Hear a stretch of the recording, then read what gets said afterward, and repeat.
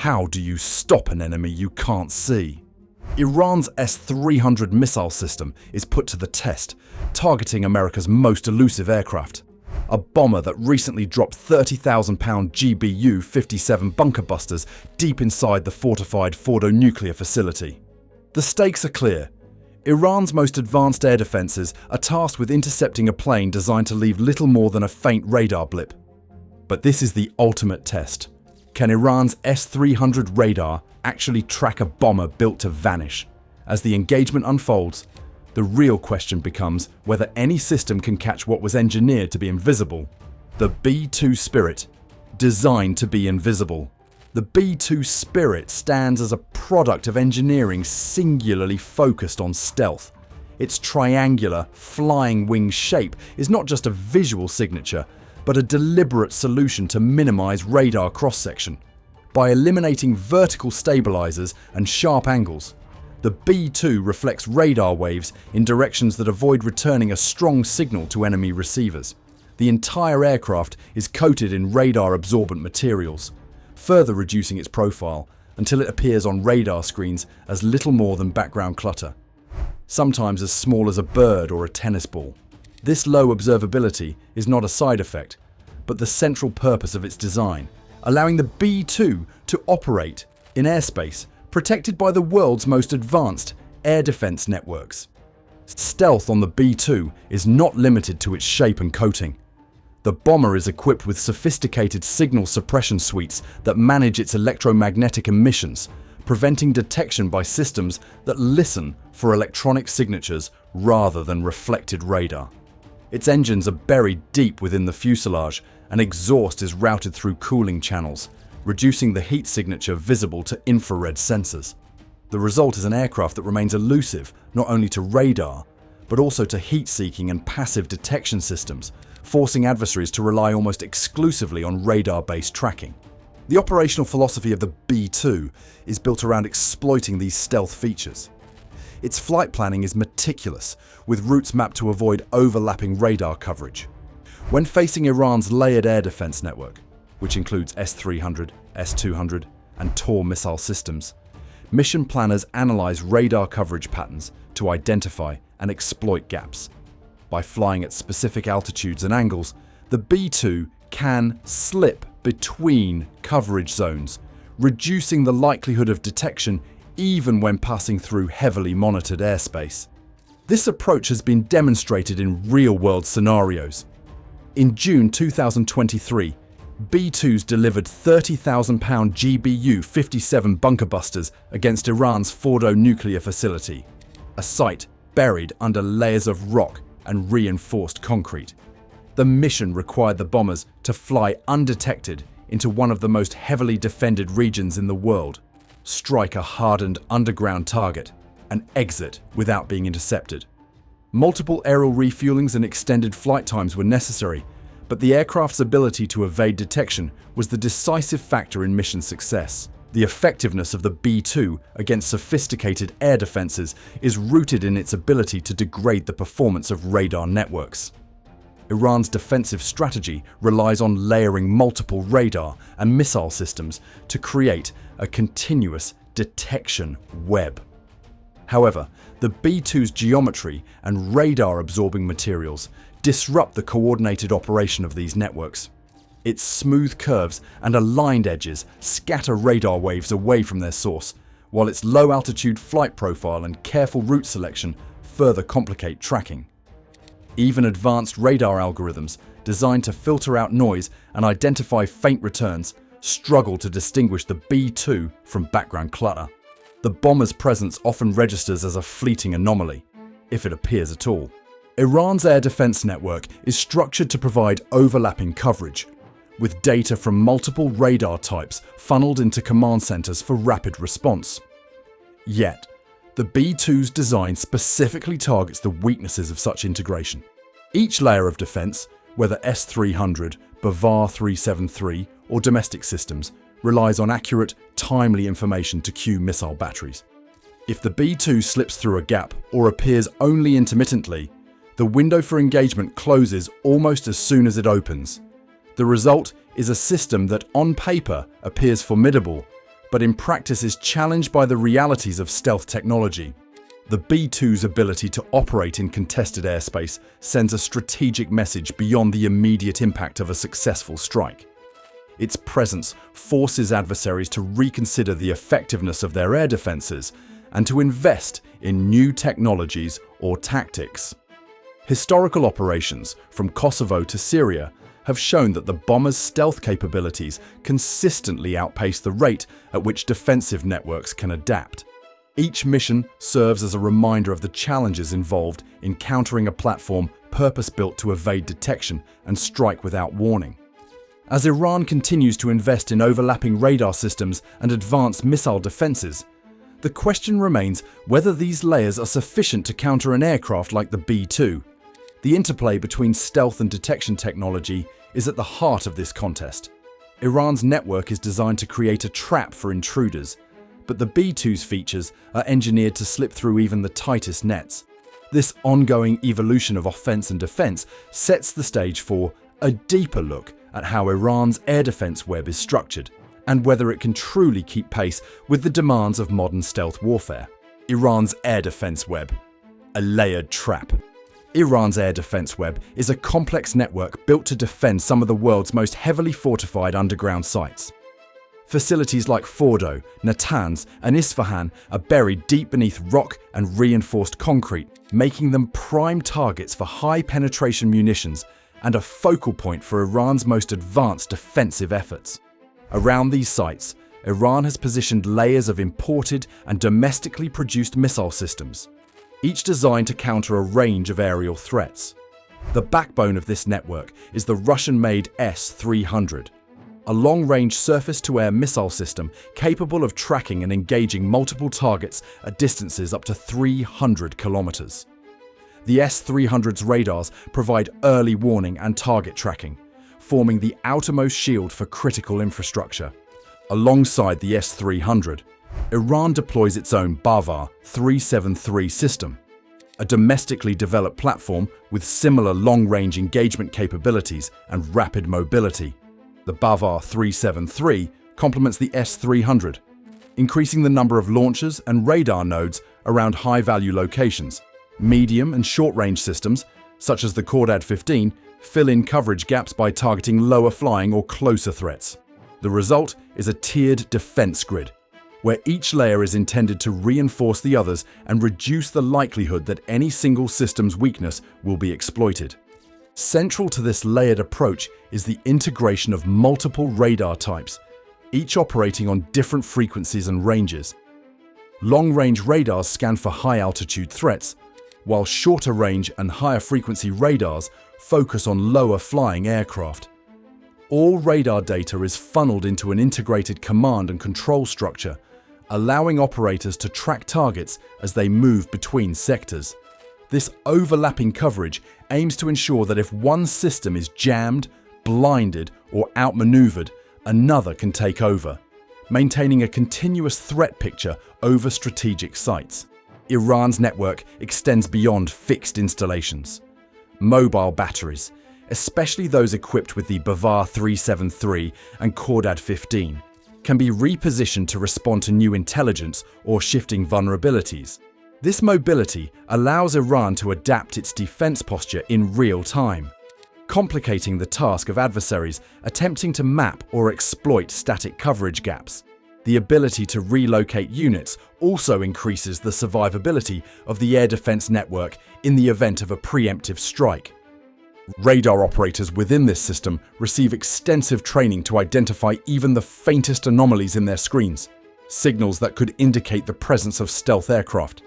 Modern phased array radars, combined with frequency-modulated continuous wave systems, are deployed to improve sensitivity and resilience against electronic countermeasures. The theory is that with enough overlapping coverage and radar diversity, even low observable targets like the B-2 Spirit will eventually betray their presence, however briefly.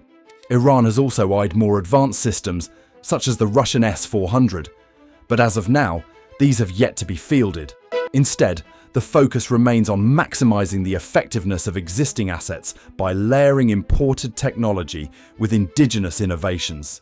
The intent is to build a defense-in-depth architecture that can withstand saturation attacks and present a formidable challenge to any intruder, regardless of its technological sophistication. Despite these efforts, the system is not without weaknesses. The integration of imported and domestic platforms can introduce inconsistencies in radar coverage and delays in data sharing. The complexity of coordinating multiple radar types and missile batteries increases the likelihood of exploitable gaps, especially when facing aircraft designed to evade detection. The effectiveness of the network depends on flawless coordination and the ability of each component to perform under pressure. For Iran's air defense operators, the challenge is clear. Detect and engage a target that has been engineered to avoid every layer of their network. Their best hope lies in catching a fleeting signal, a brief anomaly on a radar screen, that could trigger a rapid chain of responses. What happens in those critical moments when the system finally registers the presence of a stealth intruder determines whether the layered trap can close or whether the target slips through. The anatomy of a missile interception attempt. The process of intercepting a B-2 Spirit begins with a fleeting moment. A radar operator glimpses a faint blip, barely distinguishable from background noise. This initial detection is rare and brief, as the B-2's radar cross-section is reduced to the size of a bird by its radar-absorbent materials and specialized geometry. Even when operators spot this anomaly, the challenge has only begun. The next step, acquisition and lock, demands that tracking radars refine their focus and maintain a consistent signal on an aircraft designed to scatter radar waves and vanish into the electromagnetic background. For most targets, this sequence is routine. For the B-2, each stage is a deliberate obstacle, and any lapse in tracking can erase the target entirely. If the defense network succeeds in achieving a lock, missile launch protocols are initiated. Iran's S-300 system, for example, uses its engagement radar to guide surface-to-air missiles along the predicted flight path of the intruder. Under typical circumstances, this radar guidance is precise and effective. Against the B-2, however, the engagement window is compressed. The bomber's low-altitude approach and angular tactics further limit the time available for operators to react, reducing the opportunity to cue and launch a missile before the aircraft is already within striking distance of its objective. The entire engagement must unfold with perfect coordination. Any delay in communication between radar operators, command, and missile batteries can jeopardize the attempt. As the missile closes in, it transitions to terminal guidance. In this phase, the missile's onboard seeker takes over, often switching from radar homing to infrared or millimeter wave guidance in an attempt to maintain a lock on the elusive target. Infrared seekers search for engine heat, while millimeter wave radars attempt to resolve the aircraft's shape at close range. Yet, the B-2's design counters both approaches. Its engines are buried deep within the airframe, and exhaust gases are cooled before release, minimizing the bomber's heat signature. The aircraft's smooth contours and lack of sharp edges further reduce the radar returns available to millimeter wave seekers. As a result, even advanced guidance systems struggle to distinguish the B-2 from the background, often losing lock in the final moments before impact. During this terminal phase, the margin for error is razor thin. The missile seeker must maintain a stable track on a target that is engineered to be nearly invisible to both radar and infrared sensors. Any disruption, a slight maneuver, a drop in heat output, or a momentary loss of signal can cause the missile to overshoot or veer off course. The missed distance in these scenarios is often enough for the B-2 to escape unscathed, especially if the bomber employs additional countermeasures. Timing is critical throughout the entire interception sequence. The B-2's stealth profile means it can penetrate deep into defended airspace before detection, leaving operators with only moments to detect, track, and engage. Unlike conventional bombers, which can be monitored and targeted over a longer timeline, the B-2's presence may not be confirmed until it is already executing its mission. This compressed timeline demands flawless coordination and places immense pressure on both human operators and automated defense systems. Each phase of the interception attempt, from initial detection to missile guidance, reveals the fundamental challenge of countering a stealth bomber.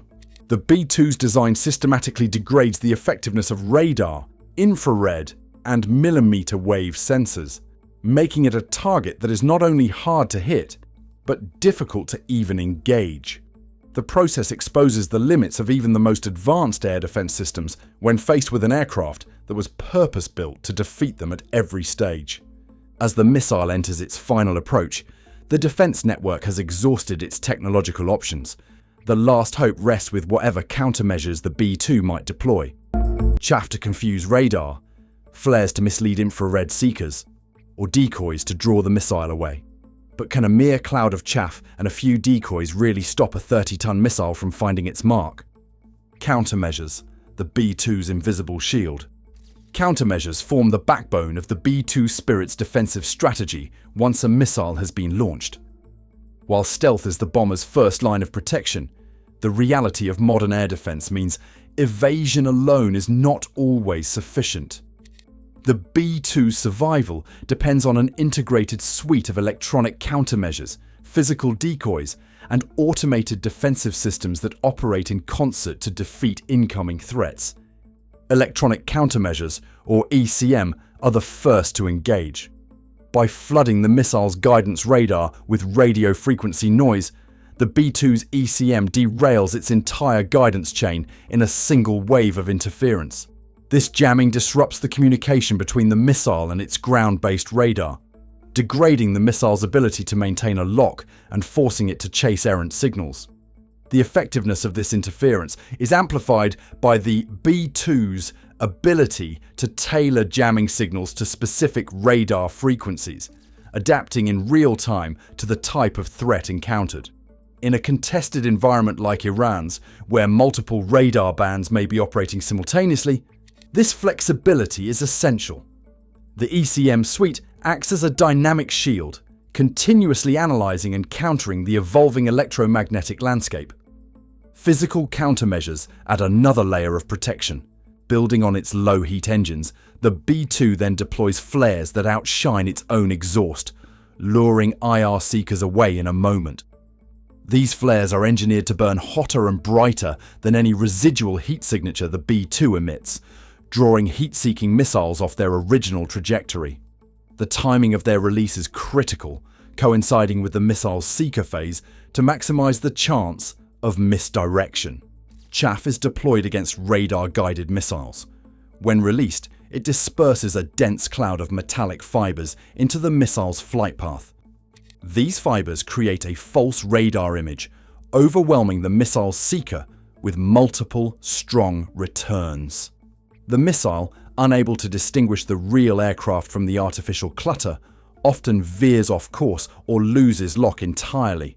The deployment of chaff is coordinated with ECM jamming, combining signal disruption and visual confusion to break the missile's targeting chain at its most vulnerable stage. Decoys represent one of the most sophisticated elements of the B-2's defense. These are not simple distractions, but engineered devices that mimic the B-2's radar profile so convincingly that missiles will often lock onto the false target flying alongside the real bomber. By generating a radar signature nearly identical to the B-2, decoys create the illusion of multiple bombers in close formation, dividing the attention of both missile seekers and radar operators. The decoy's flight patterns are coordinated with the B-2's maneuvers, further complicating the missile's targeting logic and increasing the probability that the real aircraft will escape detection. A key advantage of the B-2's countermeasure suite is automation. The defensive systems are designed to detect, assess, and respond to threats with minimal human input. Sensors monitor the electromagnetic spectrum and infrared environment, triggering the appropriate countermeasure in real time. This automation eliminates the critical delay between detection and response, ensuring that every available defensive option is deployed at the precise moment of maximum effectiveness. In the context of a high-speed missile engagement, where seconds determine survival, this rapid coordination is vital. The B-2's integrated approach to defense is both layered and adaptive. ECM, flares, chaff, and decoys are not used in isolation, but are coordinated as part of a unified response. The systems analyze the type of threat, the missile's guidance method, and the surrounding radar environment to select the optimal mix of countermeasures.